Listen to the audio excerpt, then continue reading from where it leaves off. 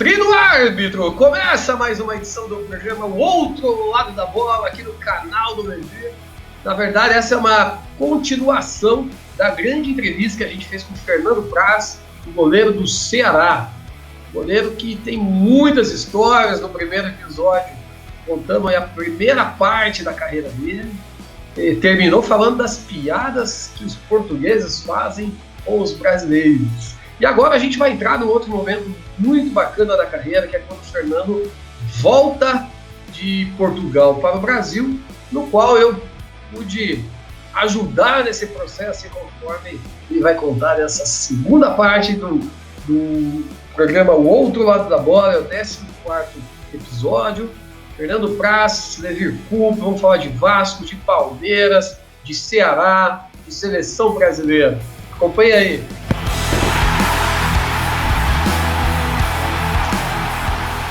É isso aí. Aí depois você volta para o Brasil, e agora me permita até dividir com você essa história, que eu lembro muito bem. Um dia eu estava em Florianópolis, no quiosque, e o Fernando me ligou, Levir, e falou o seguinte: pô, Adriano, chegou a hora de voltar para o Brasil.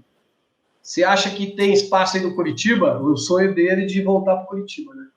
E aí eu falei: Fernando, vai ser difícil, porque nós tínhamos o Edson Bastos e o Vanderlei muito bem disputando posição, né? E aí, mas logo em seguida eu fui no banheiro do quiosque, eu tinha uma foto do Dorival Júnior nesse quiosque, sabe? Eu lembrei, pô, o Dorival saiu do Curitiba e tava assumindo o Vasco. Eu peguei e liguei pro Dorival, falei: Dorival, você vai precisar de um goleiro aí. Vou te indicar o Fernando.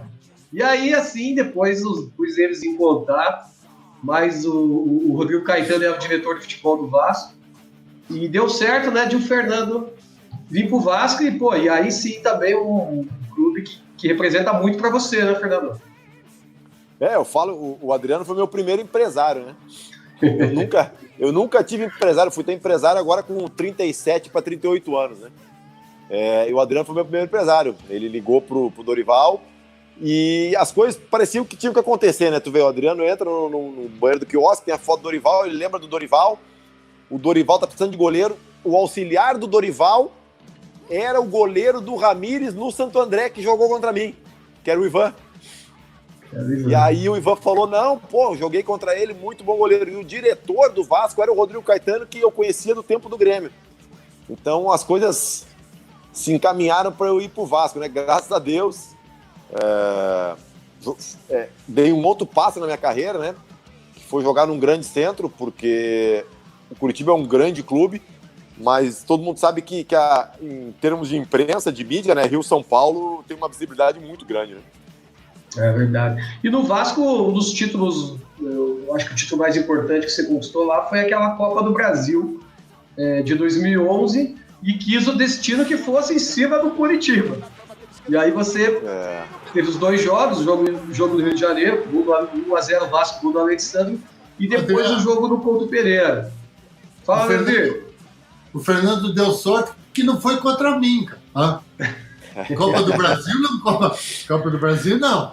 O Levi também é rei de Copa do Brasil, pô. Aqui nós estamos com 4 Copas do Brasil, 2 do Fernando e 2 do Levi. Aí, ó. Rei de Copa. Que as duas não, mas da maneira como foi, meu Deus. Da maneira como foi, jamais. Ô, Fernando, e esse jogo contra o Curitiba? Foi uma semana ali cercada de muito ambiente, muita emoção, porque além dos 2 jogos de Copa do Brasil, teve um jogo de Brasileirão no meio. E eu lembro de você ter... de jogar. É verdade. Conta um pouco pra gente como é que foi isso aí. Eu pedi pra jogar. A gente é com o time reserva. E eu pedi pra jogar, falei: não, quero jogar. Tomamos 5 do Curitiba. Aí imagina só como é que o cara vai pra final. Confiança zerada, né? Tomamos eu acho que te fez bem, pô. Você fechou o gol naquele dia. Mas pô, tomar 5 e depois tu ir pra uma decisão, mas foi uma semana interessante, né? Porque calhou de jogar, da gente enfrentar o Curitiba no meio das finais, né? E aí já começou um ambiente. O Curitiba já começou a preparar o ambiente nesse jogo, né? O estádio estava cheio também. Parecia uma final, cara. Parecia uma final esse jogo do Campeonato Brasileiro, né? E aí o jogo da final mesmo foi sensacional, né? A gente começou ganhando. A gente tava com vantagem de 1-0. Saímos ganhando de 1-0. Quer dizer, o Curitiba tinha que virar para 3, né? Tinha que fazer 3-1. Aí, o nosso time tomava pouquíssimos gols, cara. A gente tinha uma defesa muito boa, né? Anderson Martins e Dedé. Aí, os 40 do primeiro tempo, já 1-0 para nós ainda. Eu falei, pô, vai virar 1-0. Tomar 3 gols no segundo tempo, nunca. Aí, cara, em 5 minutos o Curitiba fez 2 gols, cara. Virou para 2-1. Aí fomos pro vestiário naquela tensão. Puta, 2-1, vamos cuidar. Eles vão vir que nem bicho no segundo tempo. Mais um gol, eles são campeões. Voltamos pro segundo tempo. 5 minutos de jogo, Éder Luiz. 2-2. Aí acabou, falar, agora não vamos tomar 4 nunca, né? Aí o William, acho que o William Corrêa, né? O William Farias. O William Farias. Nunca tinha feito um gol, acertou um chute de fora da área, cara. 3-2. Aí virou um pavor. Aí virou uma pressão absurda. Chegou uma hora até que o Salvio deu um impedimento, ele levantou o braço, nós saímos correndo para comemorar o título, ele não tinha acabado o jogo ainda. E foi até os 50 e poucos, eu acho, o jogo. Mas foi, muito por causa de você, né? Que você amarrou o jogo pra caramba aquele dia.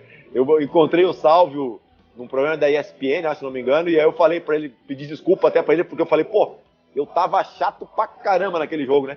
Mas tinha que ser, cara, se a gente não faz aquilo, a gente não ganhava. O time do Curitiba era muito bom, Ô, Levi, lembra, agora eu quero ver você lembrar a tua Copa do Brasil, aquela pelo Cruzeiro em 96 contra o Palmeiras. Pois é, olha bem o Fernando falando, ó. Acabei de falar, né? Como é que foi aquele resultado? Que resultado é esse, cara? Tá?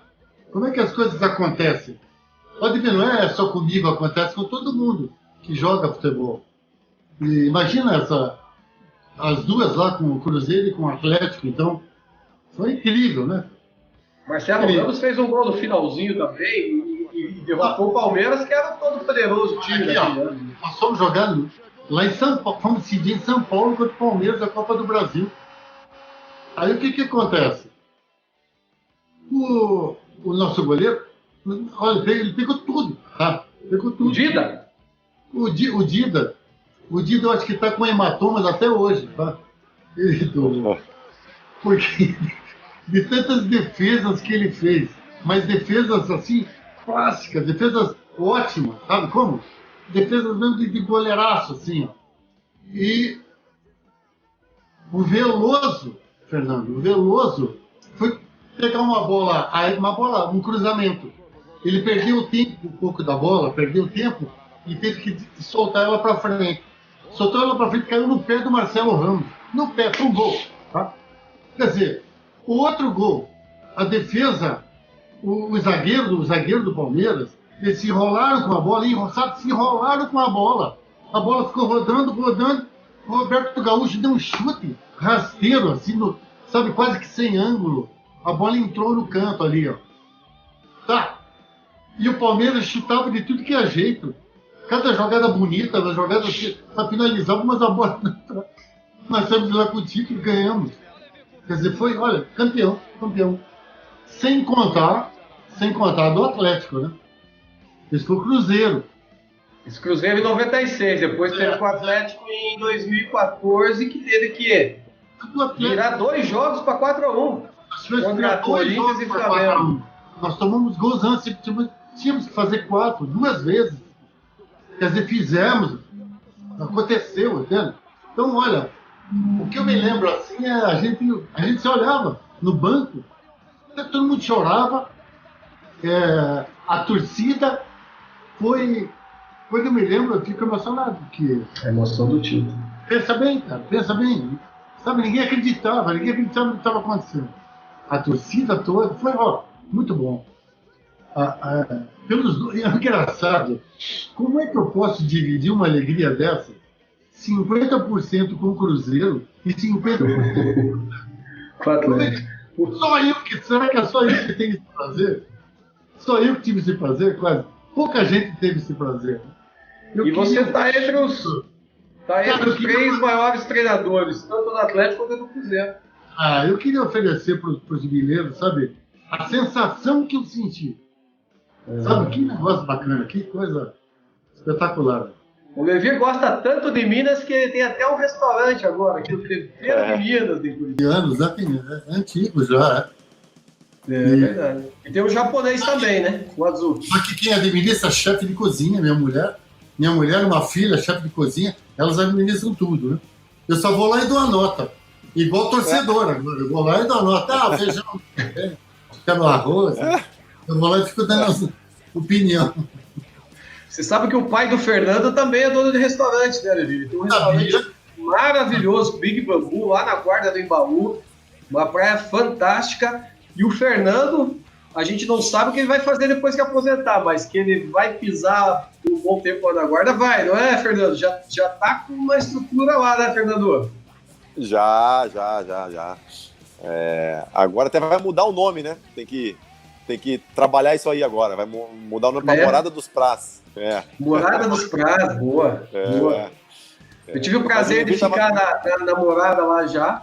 Uma delícia, próximo da praia, muito confortável, muito gostosa. E legal, gostei do nome. Eu vou depois da quarentena, porque deve estar tem aquela história, o cara senta aqui, o outro tem que sentar 2 metros. Vou esperar passar. Agora tem a época da tainha lá também, daí fecham a praia para pescar tainha, né? Pesca da tainha é famosíssimo. Não dá nem para surfar, aí pra mim já é meia viagem. E lá no restaurante do Big Bambu, o seu Arthur fez uma homenagem pro Fernando. Ele tem um acervo lá muito legal, com réplica das taças. Eu vou chamar o seu Arthur aqui para ele mesmo apresentar como é que é esse cantinho do Prás aí, seu Arthur.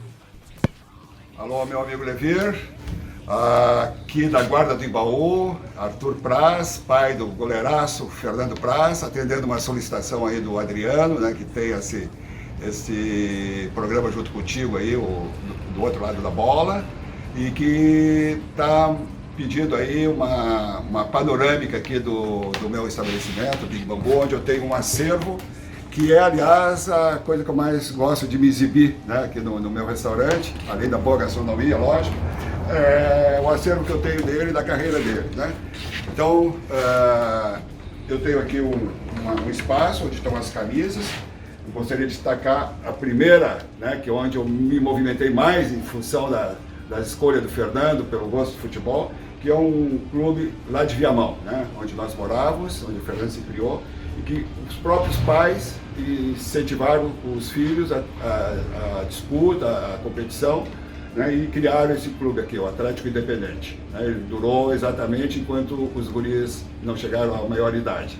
Então, foi um belo começo, que dali ele teve o convite para ir para participar da base do Grêmio, onde ele ficou quase 10 anos.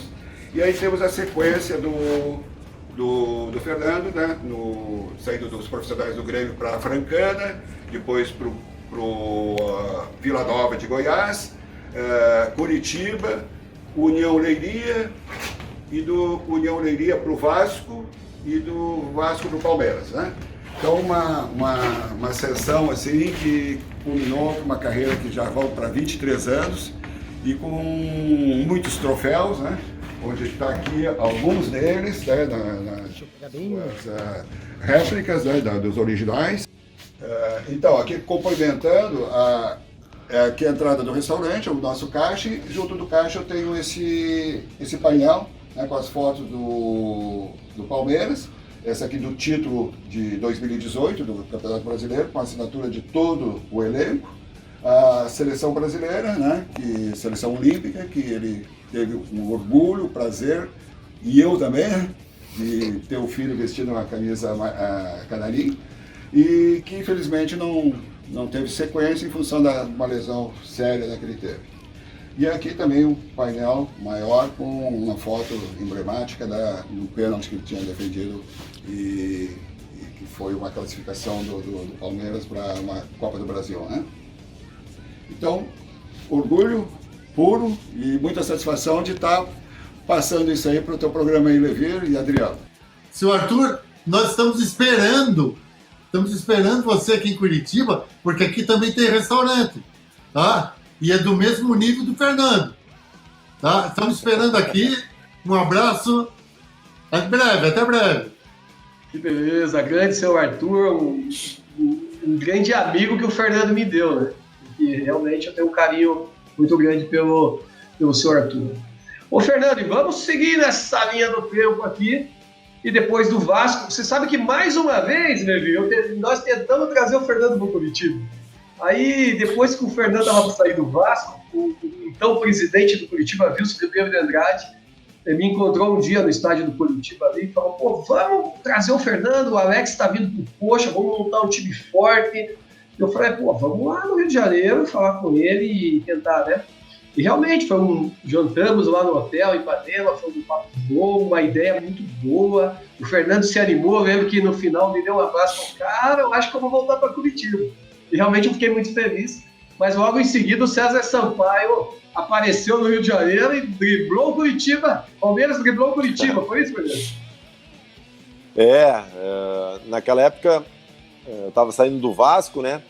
E como eu não tinha empresário, as coisas demoraram um pouco para acontecer, né? No momento que saiu a notícia que eu ia sair, aí até tiveram mais 2 times, né, que vieram conversar comigo, mas o negócio que andou mesmo foi do Palmeiras, né? Eu me lembro na época eu até conversei com o Alex me falou que estava voltando, né? Que estava acertando para voltar para o Curitiba, e não deu certo, acabei indo pro Palmeiras, né? Mas também não posso reclamar, né? O que eu vivi no Palmeiras também foi espetacular. O primeiro ano você pegou o time na Série B para ajudar a voltar para a Série A, né? Como é que foi esse primeiro ano de Palmeiras? Foi difícil, viu? Não sei se tu lembra, com menos de um mês de Palmeiras, a gente foi jogar Libertadores. Primeiro que o presidente só assumiu em fevereiro, então eu fui a última contratação. O Palmeiras não contratou ninguém para jogar Libertadores. Estava jogando com o Souza, um meia, Foguinho, que agora está no Japão até, de centroavante. Então foi totalmente improvisado. Sem dinheiro, salário atrasado. E a gente perdeu o jogo pro Tigres, na Argentina. E aí teve uma confusão com a torcida no aeroporto. Tomei uma chicrada, tomei 7 pontos na cabeça. Então o começo foi bem complicado, cara. Era direcionado ao Valdívia, né? Era pro Valdívia. Os caras queriam pegar o Valdívia, nós fizemos um cordão de isolamento. E como os caras não conseguiam chegar no Valdívia, eles começaram a arremessar as coisas. E uma dessas xícaras, aquelas xícaras de café com leite, branca, grandona, né? Veio na minha direção, só deu tempo de eu virar o rosto e pegou na orelha, assim, no lado da cabeça aqui. E aí, em 2014, depois o time subiu, aí foi um ano difícil, porque teve que lutar para não cair, né? Foi o ano mais difícil, cara, porque 2014 tinham vários aspectos, né? A gente recém tinha subido, se caísse de novo, ia tudo por água abaixo, né? Era a inauguração do estádio, ia ficar gravado, marcado na história do clube como inauguração do estádio e o rebaixamento, e era o ano do centenário. Então, quer dizer, tinha 300 motivos para ser um ano especial, e imagina se a gente é rebaixado com tudo isso, né, cara? Inauguração do estádio, centenário, e tinha a eleição do presidente ainda.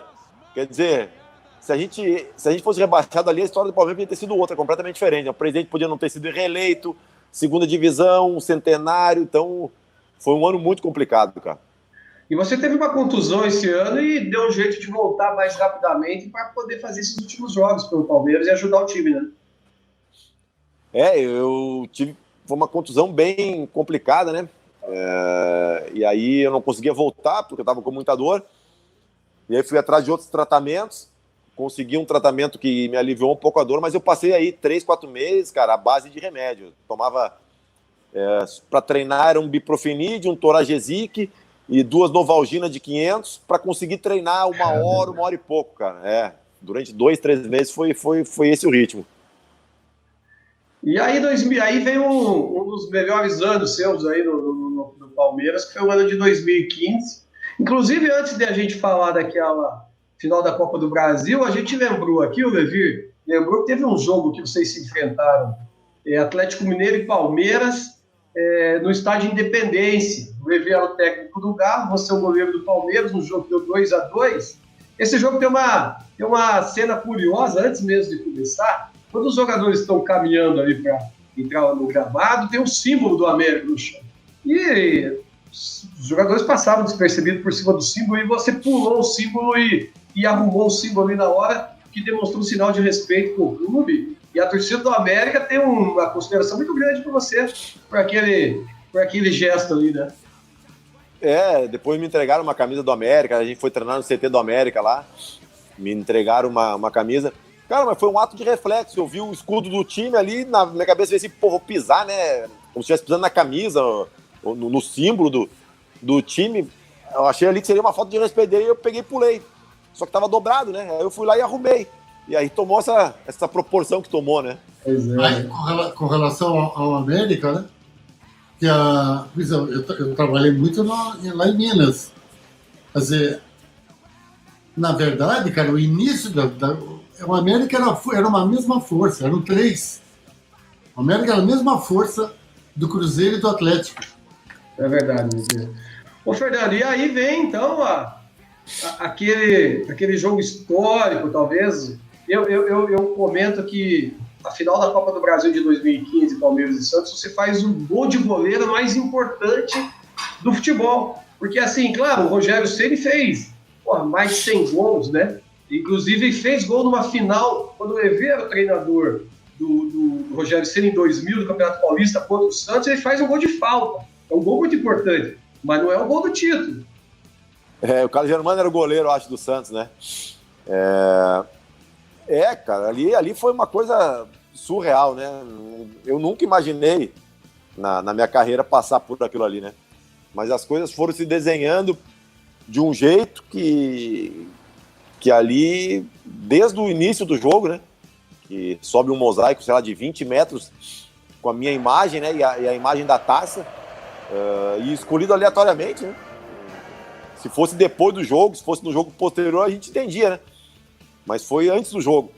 E aí depois, 2-0 pra gente, o título é nosso, os caras empatam, e aí vai pros pênaltis. Aí a gente abre 2 os pênaltis, já vai acabar, não vou precisar bater, daqui a pouco a gente erra, eu tenho que bater de novo. E aí o Ricardo Oliveira vai bater, eu quase pego o pênalti, que seria o decisivo. Aí a bola sobra para eu bater o quinto ainda, né? Quinto e último. Realmente ali foi uma noite sensacional, cara. Nós temos um amigo teu aí, um grande amigo seu, Alexandro, e ele disse que foi ele que te escalou para bater esse pênalti. Vamos ouvir esse amigo da onça aí, ó. Fala, Adriano. Fala, professor Levi, treinador aí que eu sou fã de coração.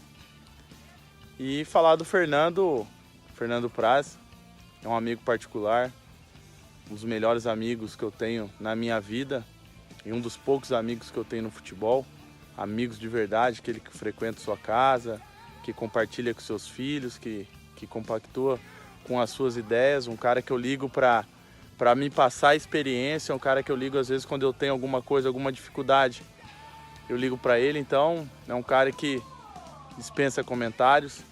E um fato curioso, né, que naquela final da Copa do Brasil, pelo Palmeiras, quem escalou ele para bater aquele último pênalti fui eu. Eu lembro até que o Marcelo Oliveira, o nosso treinador, falava assim: não, goleiro. Aí eu falei: não, o Fernando eu conheço, professor, pode deixar, ele vai bater. Aí o Tico veio do meu lado assim, eu falei: Tico, pode botar o Fernando, ele vai bater e vai fazer. Então, mas confesso que naquele último pênalti, mesmo tendo confiança em você, parceiro, meu coração ficou gelado, mas eu sabia que pela sua qualidade, pela sua concentração, tudo daria certo. Parabéns pela sua carreira, irmão. Torço por você. Saudades. E aí, Fernando, é amigo da onça ou não? Agora não, né? Eu acertei. Queria ver ele contar essa história se eu errasse. Ele ia dizer que ele nem tinha tocado no meu nome, né? Agora, pai de filho bonito, todo mundo é, né? Não, mas o Alec foi... Ele não estava inscrito, porque ele tinha jogado já a Copa do Brasil pelo Flamengo, eu acho. Se não me engano. E aí ele não podia jogar. Mas, cara, essa Copa do Brasil nessa final foi tão maluca que tem uma câmera que mostra de cima o que tinha de gente dentro do campo, cara. Pra ter uma noção, o Alexandre não estava nem inscrito na decisão de pênaltis, naquela roda que a gente faz. Ele estava lá no meio da roda, cara. Ele não estava nem inscrito. Só faltou ele estava do lado do Marcelo. Ele estava lá do lado do Marcelo ajudando a fazer a lista, cara. E aí falou assim: bota o prazo de quinto. Mas eu acho que ele falou para botar de quinto porque ele pensava que não ia chegar no quinto. Que a gente ia decidir antes. Mas Inclusive... o Dudu também fala, né? Que não, eu sabia que o Praz ia fazer. Eu falei, mentira, cara. Nem eu sabia que eu ia fazer. O Tico que o Alexandre cita aí, que foi o cara que pôs teu nome na lista, trabalhou muitos anos com o Levi também. Trabalhou no Japão com o Levi. Um grande amigo seu, né, Levi? O Tico. Cara, o Cleuci Santos? O próprio. Cleuci Santos, esse cara também, viu? Ele só não jogou mais. Olha, a perna dele é um zigue-zague, assim. Tem uma história boa dele depois. Nossa, mas o Tico jogou muito também. É um amigão também, né? E ele estava no mundo da bola com a gente até trabalhando na comissão técnica. E encontramos no Japão. Enfim, é um amigo também, um grande amigo que eu tenho dentro da bola. Conta a história, Fernando. Então, primeiro mandar um abraço pro Alec, né? Um amigo pessoal que eu tenho. A gente fala que a gente tem muitos conhecidos, né? Muitos que a gente se dá bem, mas amigos no futebol são poucos, né? O Alec é um deles, né? Um cara sensacional, além do profissional que é, né? Cara, a história do Tico é a seguinte: o Marcelo Oliveira estava suspenso, ia ficar lá na cabine para olhar o jogo. E o Tico ia comandar na beira do campo, né? Ele já me substituiu também muitas vezes. Aí o Marcelo reuniu a gente na véspera e falou assim, ó, eu não vou estar no banco, na beira do campo, mas vai estar o Tico. É a mesma coisa que tivesse eu. Ele tem autonomia, vocês têm que respeitar ele, porque ele sou eu ali na beira do campo. É a mesma pessoa. Então, ele que manda, ele é o chefe que ele mandar fazer, vocês fazem. Como se fosse eu. Tá bom. O Marcelo foi lá pra cima. No intervalo do jogo, nós estávamos empatando, eu acho. O Marcelo desce no intervalo para dar as orientações. E fala, não sei o que, faz isso, faz aquilo. Traz o fulano e o ciclano e tira o fulano e o ciclano. Beleza. O Marcelo fez a substituição, né? Tirou 2 e botou 2. E subiu de volta pro camarote. O Tico reuniu e já falou assim, não vai trocar. Voltou o mesmo time. Quando o Marcelo chegou lá em cima, olhou os caras voltando, o Marcelo começou a falar, que porra é essa? Que é isso? O Tico tirou o fone. Falou, não, aqui sou eu que mando.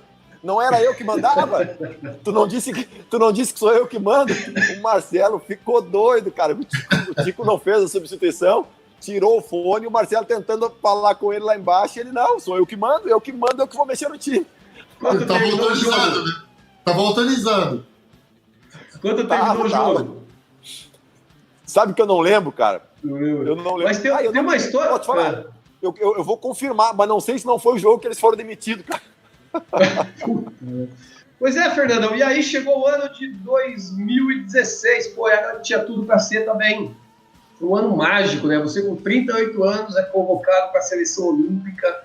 E, putz, foi um momento muito legal. Eu, particularmente, lembro que comprei ingresso para todos os jogos da seleção, eu com seu pai, nos hospedamos em Brasília e falamos, agora a gente vai rodar a seleção olímpica atrás do Fernando.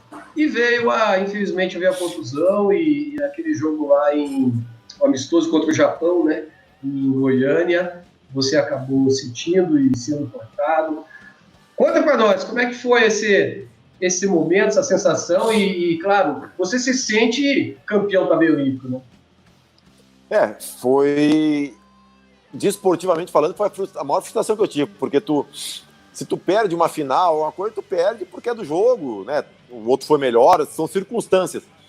Agora, ficar de fora por causa de uma lesão, e eu não sou um cara que me machuco muito, e ainda mais tinham me dito, não, onde quebrou o teu braço não quebra mais, pode quebrar em qualquer lugar, e quebrou no mesmo lugar. E se tu visse o lance que foi a fratura, cara, não tem como quebrar um braço num lance daquele. Só que daí, na hora, óbvio, é uma frustração absurda, né? Uma revolta. Pô, tu pensa, por que agora? Mais uma semana eu tava na Olimpíada, no Brasil, né? O maior evento esportivo do planeta, no teu país, um título inédito. E aí, trocando a comissão técnica da seleção também, né? Uma nova comissão. E aí tu fica transtornado, né? Mas depois tu começa a se acalmar e entender. E aí tu pensa, pô, mas por que agora que eu machuquei, né? Mas e se eu machucasse antes? Aí não tinha sido nem convocado, né? E eu sempre falava, eu via os caras na seleção dando entrevista naquele backdrop na Granja com Maria Azul atrás, assim, né? E eu, quando cheguei na Granja, o primeiro jogador da coletiva na seleção fui eu.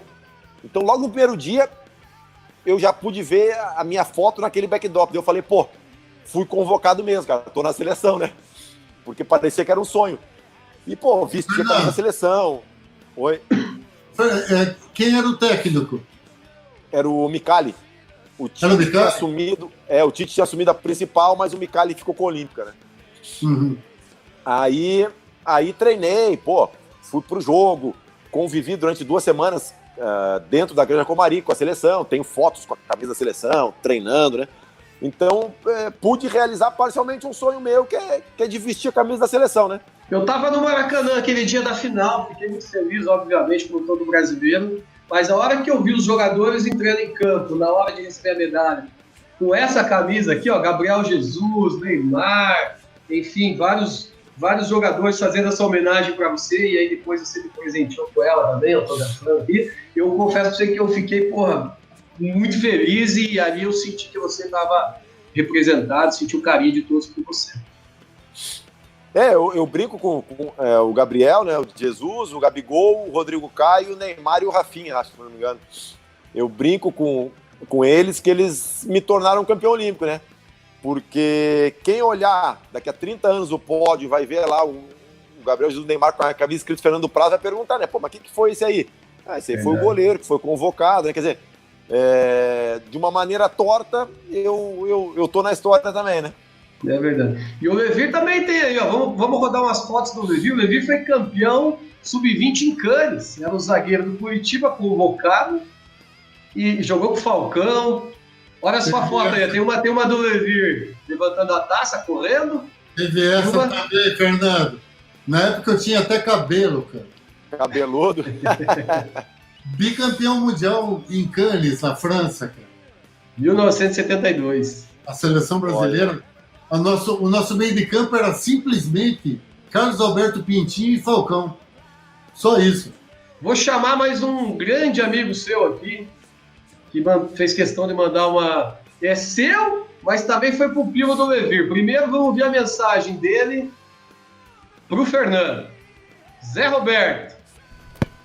Olá, tudo bem? Aqui é o Zé Roberto, passando aqui para mandar esse vídeo por um cara que eu admiro muito pelo profissionalismo, pela grande pessoa que é. Falar dele é lembrar dos 3 anos que jogamos juntos, né? No Palmeiras, já o acompanhava pela carreira vitoriosa que sempre teve.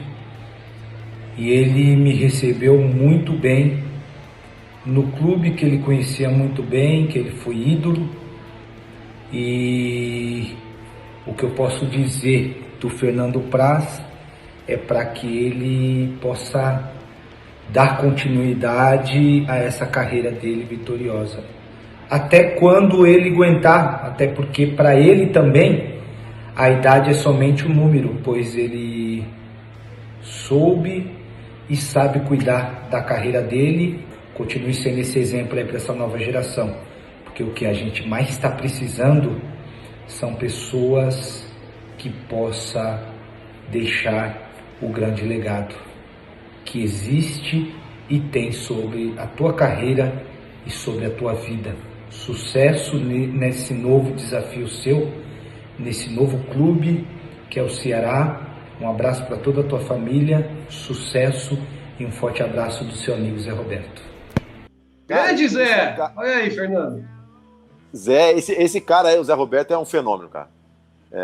Como jogador, né, pelo que ele conquistou, por onde ele jogou, Real Madrid, Bayern de Munique, Bayer Leverkusen, Hamburgo, Grêmio, como atleta, né, na acepção da palavra mesmo, né, eu falo que 2 jogadores contribuíram para que eu tivesse essa longevidade na carreira, foi o Juninho Pernambucano e o Zé, porque muita gente, cara, fala da genética do Zé, né, e as pessoas têm essa tendência a escolher sempre o lado mais fácil, né, para justificar. Mas a disciplina, o foco e o profissionalismo que ele tem é absurdo, cara, é absurdo. O Zé, ele podia, cara, ele foi melhor lateral esquerdo em 2016, melhor jogador da posição, jogando de lateral esquerdo, cara. E a gente sabe que hoje os times jogam com pontas de velocidade, que são Everton, Cebolinha, Dudu, Rony. São esses caras muito rápidos. O Zé foi melhor lateral esquerdo com 42 anos, eu acho, na lateral esquerda. O Zé, se quisesse ir para uma segunda função de meio campo, terceiro de meio campo, ele jogava mais 2, 3 anos tranquilamente. Quero agradecer o Zé pelo convívio que eu tive. A minha casa é perto da dele, tenho certeza que a gente ainda vai conviver muito, se Deus quiser. Que legal. Você pegou o Zé depois de ter passado por tudo isso da carreira, né? Você pegou ele já no final. E o Levi pegou o Zé no comecinho, lá na Portuguesa, em 1994. Era Zé Maria de um lado e Zé Roberto do outro. Pois é, Fernando. Vê quem é que ensinou. Vê quem que ensinou tudo isso para ele. Ele disse que você não deixava ninguém dormir no ônibus. Vamos ouvir essa história do Zé aí. Estou passando aqui para relatar ou mencionar algo sobre um treinador importante no mundo do futebol e foi muito importante na minha carreira também. Lá no início, na Portuguesa, quando eu tive o privilégio e o prazer de trabalhar com o professor Levi Cooper, eu aprendi muito com ele. E tenho e lembro de muitas histórias com o professor Levi. Claro que muito mais com os aprendizados. Mas eu me lembro que quando a gente jogava à noite, saía da preleição, entrava no ônibus para ir para o estádio, o professor Levi, você entrava lá na frente, ele saía, depois de 10 minutos que o ônibus estava indo sentido ao estádio, para o jogo, ele saía lá do banco dele e ia lá para o fundo do ônibus, ia passando para ver quem estava dormindo no ônibus, dizendo que quem tivesse dormindo não iria jogar, porque dormir antes do jogo dá nhaca. E isso me despertou muito no sentido em eu me concentrar na partida e não ir para o estádio ou para o jogo dormindo no ônibus. Eu tinha muito esse costume e quando ele nos abordava nessa época dizendo que quem dormir não vai jogar, isso me ajudou muito na questão de ir para o jogo em vez de ir dormindo, mas concentrado já, antecedendo o jogo, já no caminho do estádio. Esse foi o grande aprendizado que eu tive com o professor Levi Cooper. Sucesso, professor, na tua carreira, sucesso na tua vida, sucesso e parabéns pelo canal.